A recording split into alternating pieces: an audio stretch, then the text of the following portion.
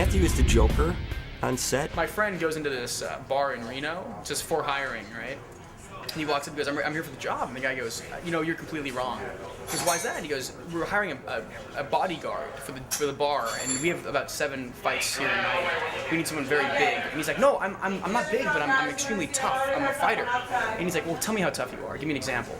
He goes, last week I was at a rodeo, and I was riding, and a bull bucked me, and I ripped off my left hand, clean off.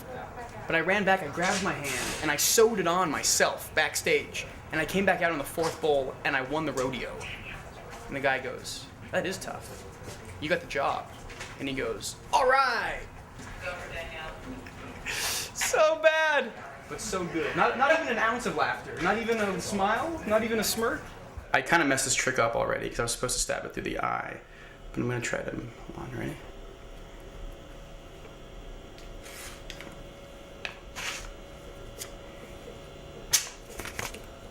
You can feel free to examine the pen. I live in the worst part of Hollywood, in an old hotel from the 1920s. It's really cool. But this is like 3 times the size of my place in New York, and it's awesome. I keep on thinking that at any moment the show's gonna get canceled and I'll be able to go back to New York or Nevada. I've lived on an air mattress for 8 months now, but I think I finally made the step and got a real bed. Oh my God, I feel so bad for you guys. Do you need help at all, or? Sure. I'm incredibly weak. What do you think of the sheets? Cool or uncool? They're pheasants. Not so cool?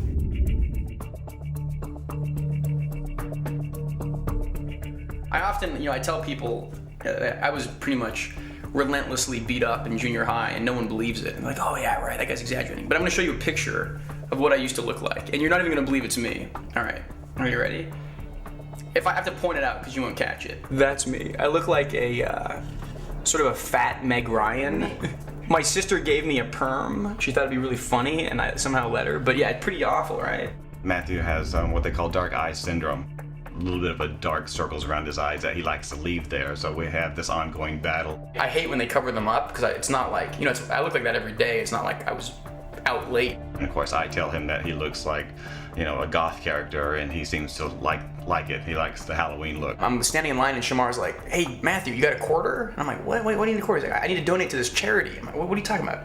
And then they have this laid out right by the line where everyone assembles for lunch with like a flower in front of it. I do a little bit of makeup to cover it up, and right now they're looking for a cure, and we've raised quite a bit of money for that. I went through a phase where I was only dressing like 1980s horror movie stars, and this was my attempt at dressing like Jason from Friday the 13th. Oh, this is something I just made actually. I've begun, pretty good, right? Totally crazy. I've lost my mind. Anytime someone wears a picture of themselves, drawn by themselves on their own shirt, you can, I feel kind of like a jerk, right? Is that going too far? Is that pushing the limit? I've had this shirt since I was 8. It's pretty good, right? I got this amazing panda bear eating bamboo shirt. And it really is, you can't really tell the detail, but it's got puffy paint on it, which I'm pretty enthusiastic about. Barry's always bringing in like fun stuff. And he brought in all these old like suits and stuff from the 30s, like old flannel. Which, because I'm obsessed with Carnival, that TV show, now I have this idea where I'm just gonna dress like I'm in Carnival while I watch Carnival and sit on my couch alone. I really love my last name. I like monograms too. Any chance to put my initials on something, I jump at it. You wear mismatched socks, it's good luck. And the one time that I've worn matching socks in about 7 years, I sprained my ankle. So I try to avoid wearing matching socks. Lola got these for me when we were filming the first episode of Criminal Minds in the little girls department store in Canada. These are good, man, but do they look too like fake cool? Like, no, I like it. They look cool? If they were like docked with the yellow stitches. Yeah, what do you think? Are these cool? I can dance in them. That's all I know, right? From the research I've done on a lot of geniuses, they're not the most kempt of people. This is, a badger brush, and once you've shaved with one of these, you can never shave any other way. I grew my fingernails very long for the character, and that got one of the producers really. She forced me to walk down to the makeup trailer and cut my fingernails off, but I put them all in a plastic bag. This is the best. I put my fingernail clippings in a plastic bag and put them on her desk with a fictional note from Les Moonves, the head of CBS, saying, "Dear Judy, we're really interested in procuring some props from Criminal Minds. Would you have any idea?" Essentially, I played a little practical joke on her, delivering my fingernails to her in a plastic. And they're still hanging up in the writer's room. I saw them the other day.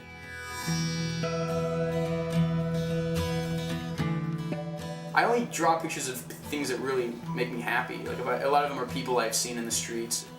From a distance, they seem scary, but then if you really look at them, they're not scary at all. They're charming. So I started carrying a journal with me and just sort of sketching people. One of the producers of Criminal Minds, Deb Spera, saw one of my pictures. She was like, "That's great. Let's do a picture of me." And I was like, "All right." It's been great. I've been able to draw a lot of the cast members and crew members. It's a way for me to sort of kill time creatively while waiting, because a lot of shooting a TV show or any movie is waiting, and it's the perfect amount of time to draw a picture of someone. Renter man, I think I just made my newest. I think I'm a much better filmmaker than an actor. It's become so much easier to make films. You don't need to get 16mm rigs or heavy equipment. You don't need 30 people to shoot a short film. You can do it all alone. But really now there's no excuse to not make movies. I draw my inspiration from the desert sunset, from a flower in bloom, from things, a cable cord wrapped around a chair. These sort of things inspire me.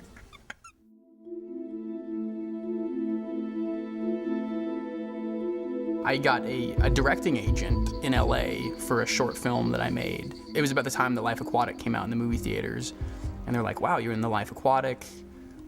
Do you want acting representation as well?" And I was like, "That'd be great. That's awesome. I love acting, I feel guilty how quickly it just worked out. But I went on this audition early on, and it was one of the first few auditions I went on. Do you know how many pregnant women are diagnosed with bed rest each year? Nearly 700,000. My agent kept calling and saying, "Yeah, they said you're amazing, but you're completely wrong for the part." And I was like, "Thanks, real cool, man." And then the next day, I want you to read again though, and I would go in. Do you know how many pregnant women are prescribed bed rest each year? Nearly 700,000. "They say you're incredible, completely wrong for the part." I'm like, "Brilliant." One more time I go in, guess what? They think you're incredible, totally wrong for the part. And then the fourth time, they're like, they're getting sick of seeing you, they're gonna hire you.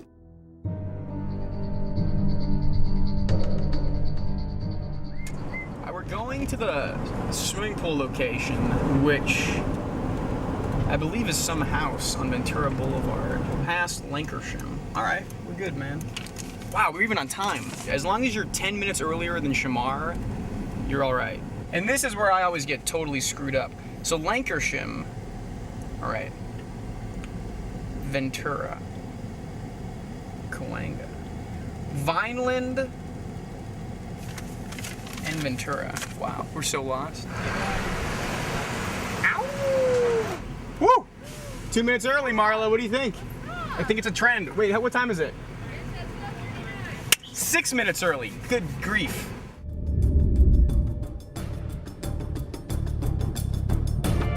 This episode, which you will also come to know as the Spencer Reed Kiss, it was Matthew's first screen kiss.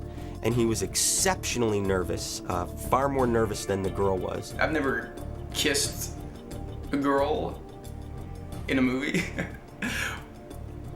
So yeah, no, it's pretty nerve-wracking. I'm gonna be in the pool with a girl who's pretty easy on the eyes. Last night I was in the bathtub and I looked at the prelim, and there's literally like 2 scenes for the entire day, and it's Reed and Lila in the swimming pool kissing, which means there's gonna be a lot of time. We're gonna be shooting that a lot. I might even get chapped lips. I better wear chapstick, because I think there's gonna be a lot of smooching. Pretty good? Pretty all right? Do I have like dead skin hanging out? I counted each one of the kisses, and there's like 6 or 7. And I got a lot of advice from everybody, from Mandy, from Shamar, from Lola, and they told me a lot of, everyone told me exactly different things. And that's not helping out at all. Mandy's like, "Matthew, just let it happen. Let it happen." Shamar was like, slip her the tongue. Lola said that on no circumstance do you French kiss the girl. And it's not like I was going to. It wasn't like I was gonna be like, hey, what's up? I've been doing this every night in the bathtub. And then I kind of think about it and I go, soft. No, I don't, nothing. I don't know. I just memorize my lines and I'm a little bit worried because the other thing I realized is, as far as your breath goes, you don't want it to be too fresh because if it's too fresh, she's like, what's that guy hiding? Well, it's kind of creepy, you know? It's like a little bit too much cologne. I kind of know this girl prior to this job, so it makes it all the more stressful. I hope she doesn't think that like I recommended her just so I could make out with her. Because really, I did recommend her, but it was more like they wanted someone that looked like Grace Kelly, and I was like, I know a girl who looks like her, and I gave her the name, and then she happened to be the best. But now everyone's joking around like, oh, you just wanted to make out with her, and she was the best for the part, you know? But now I just feel like a scumbag. Hello, Amber, how are you doing today? Good, Mr. Gubler. I like your shirt. Scary, right? Intimidating, right? Wow. Pretty scary, right? Kind of beautiful, you know what I'm saying? She hear me say that? She did, didn't she? That was loud. Yikes. Not cool, Gubler. Not cool. I'm a little nervous. I'm not gonna lie. You've probably smooched a lot of people on screen. I've never smooched anyone in life or on screen. So today's the first day that it all happens. It's the magic. I've been taking lessons. Barry and Dane, and from you, BJ. Remember that pillow you made him? Your pillow with your face on? Yeah. Check his arms. I think he's holding it down. I haven't. Oh, yeah.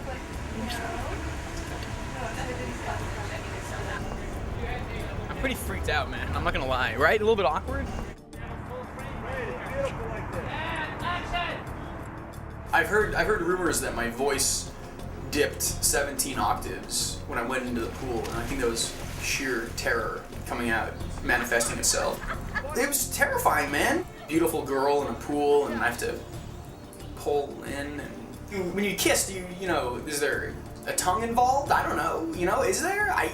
Who knows? In real life, I don't even know. How am I supposed to know on TV? You know? It was really cute because the first time we did it, he completely forgot his lines and apologized afterward and said, I forgot everything I was supposed to say for obvious reasons, because the girl kept kissing his neck and she would kiss him and he completely forgot everything that he was supposed to say. And then what do I say? No, there's a thing called No, oh yeah, wait, but then I kiss her a little bit, right? That's the one where I Yes. go, so wait, so she actually- goes such a big deal, and then Reed grabs her. Should we run him? Yes, please. After that scene, I became a man.